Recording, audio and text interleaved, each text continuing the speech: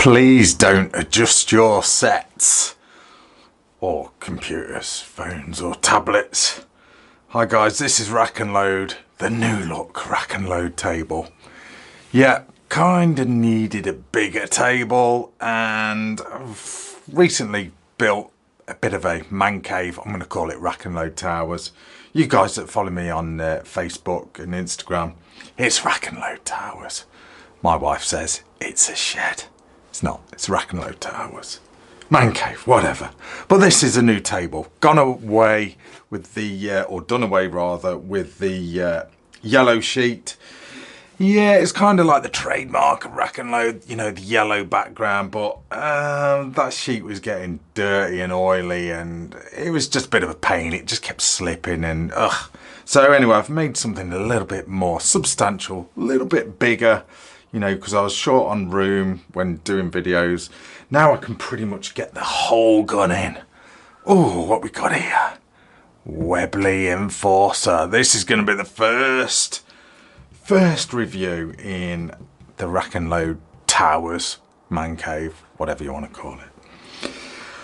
Right then, get that out of the way. So yeah, this is the background you're going to see from now on, just to let you know. The yellow is done. There may be the odd video that sort of overlaps this one, goes in front of this one or whatever.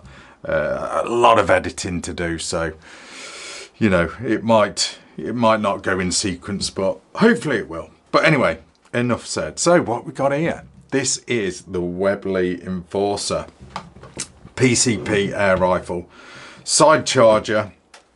I pretty much like this thing.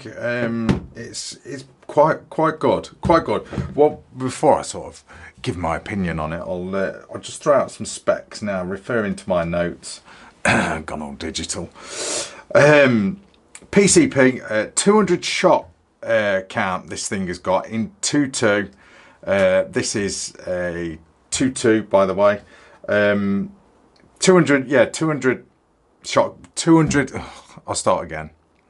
200 round shot count in 2.2.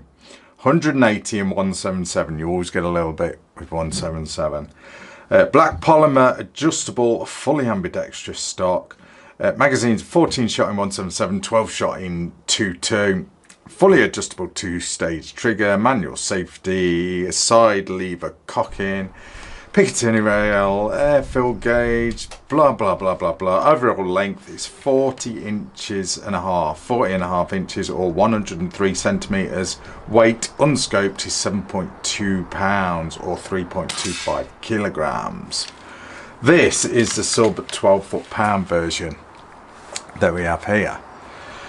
Now, where should we start? First of all, this is on loan, as ever, as you know, loads of guns are that I get. I don't go out and buy them all, by the way, so God, I'd be divorced if I did. But this is on loan, kindly on loan from Highland Outdoors. Now, yes, I get guns on loan from big companies. That don't mean to say I'm in bed with the big companies. You know me, guys. I'm going to say it how it is. If there's something I don't like or if there's something I think is crap, I'm going to tell you. I'm not like some of those big air gun channels that are in bed with the companies, you know. They get freebies off the companies, get paid off the companies. RACKNLOAD, what are you saying? Well, anyway, we'll just leave it there. Enough said. I won't mention, you know, paid for views on YouTube. Anyway, moving on. This is the butt pad or recoil pad. Nice soft rubber, nice texture. Nice texture on that. Sorry about the light, guys. I'm still experimenting with the light in here. I'm not fully operational in here. Well, I am, but I've got a little bit of titivating to do at RACKNLOAD Towers as far as the filming goes, but got loads to do, guys, so I've just got to crack on. So yeah, nice soft recoil pad, or well, it's not a recoil pad, is it? Butt pad on an air rifle. Ambidextrous stock, AR-15 style stock. Loads of adjustment on that, loads and loads and loads, and the cheek riser or cheek piece is adjustable. Now what I like about it is you don't need any tools to do it. You can just undo it and adjust it to your heart's content. You haven't got to sort of faff around looking for Allen keys or anything. You know, you can literally just turn this knob thing here and away you go.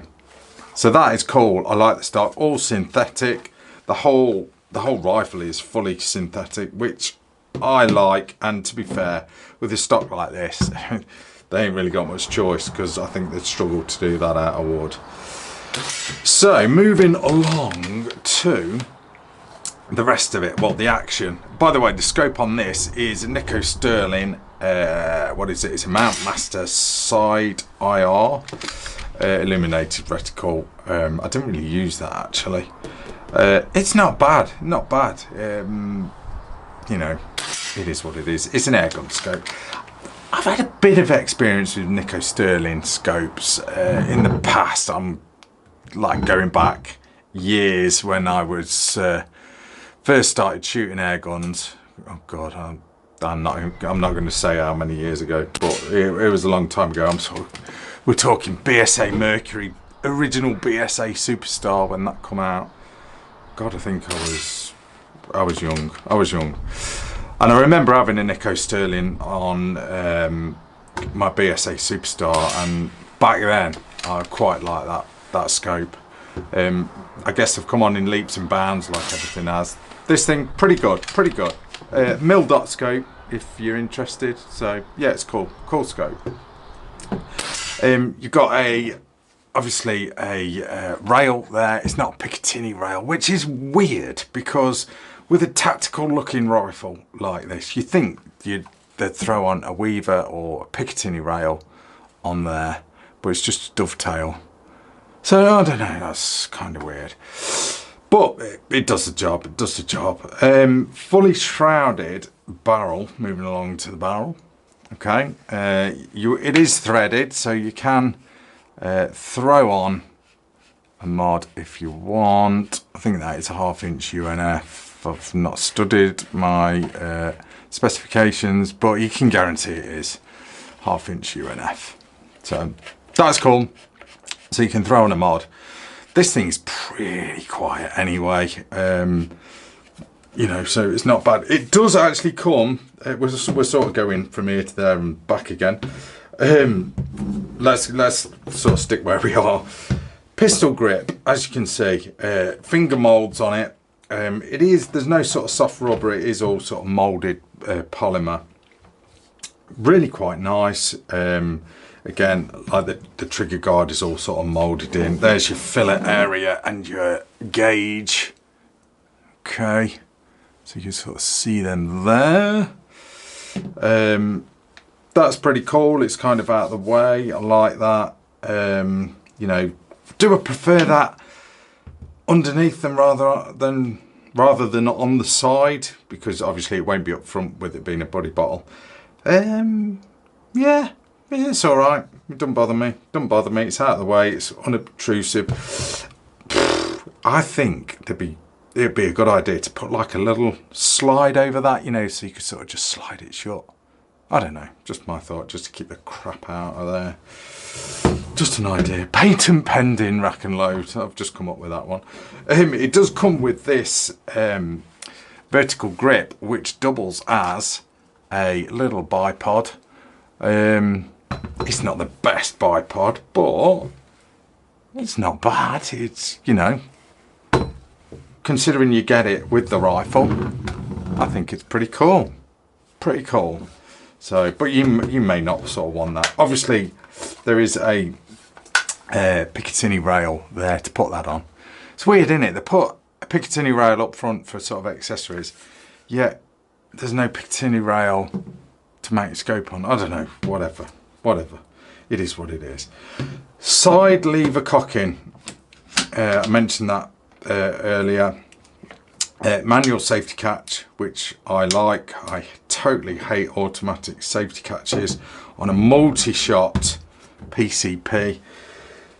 Magazines, cassette style magazines. Yeah, we're used to these things now. A few years ago when I think I first had an FX that had one of these. Oh God, it was driving me nuts. Driving me nuts. But yeah, I'm used to these things. Pretty good. I'll just sort of load your one in, if I can remember how to do it. Yes, there we go. Drop it in like so. Quite good, you know, you've got a good visual, if I can get it on camera. Oh God, I have got a bit more room in here, guys, trust me. So you've got a bit of a visual aid with these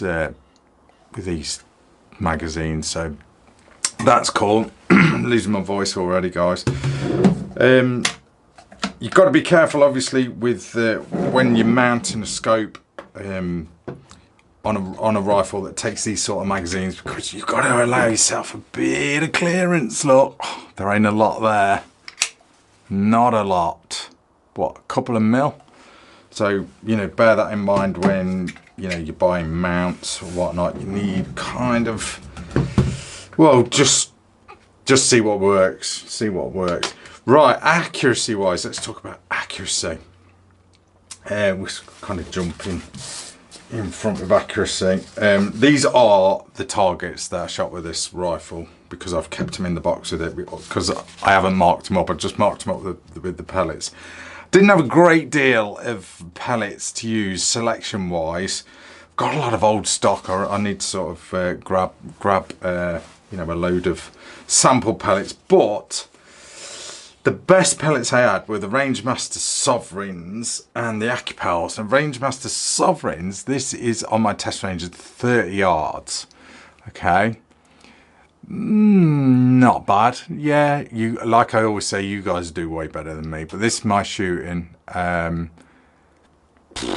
bad. But I found with the Acupels, those groups were tight, baby.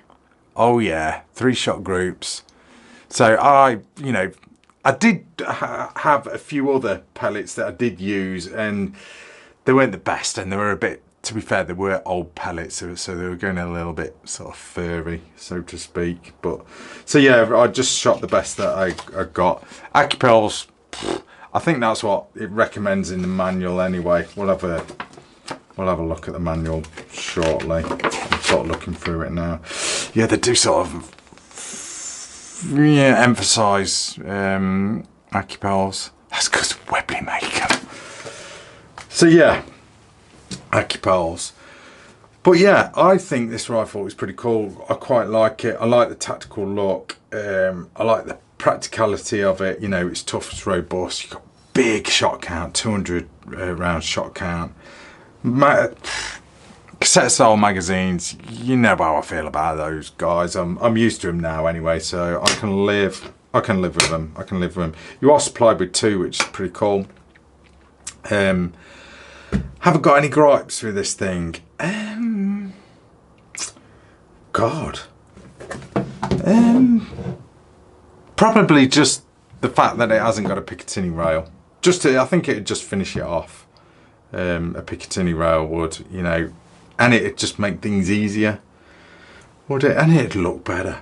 That's probably my only gripe with this thing. So it is what it is. Let's give it a trigger pull. It is cocked, hasn't it? I have cocked it. So let's see what this thing is doing. Felt all right, the trigger did, to be fair.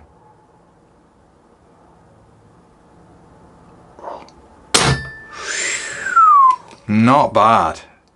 2 pounds, 13.5 ounces, we'll call that. That's not bad. That is not a bad trigger. Adjustable as well.